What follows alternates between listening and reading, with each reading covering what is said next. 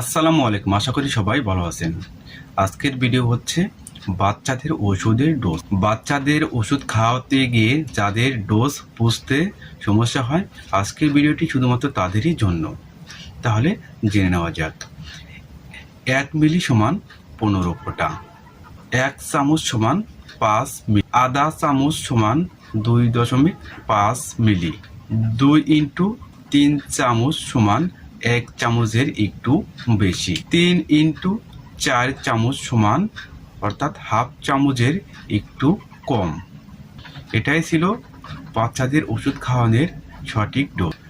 বাচ্চাদের ওষুধ খাওয়াতে যদি সঠিকভাবে ডোজ নির্ণয় করতে পারেন, তাহলে বাচ্চাদের ওষুধ খাওয়াতে গিয়ে সঠিকভাবে ডোজ প্রয়োগ করলে বাচ্চার জন্য খুবই ভালো, এবং ওভারডোজ হলে বাচ্চার জন্য একটা ভয়ানক ক্ষতি।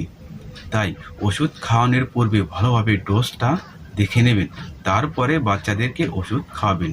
ধন্যবাদ, সবাই ভালো থাকবেন।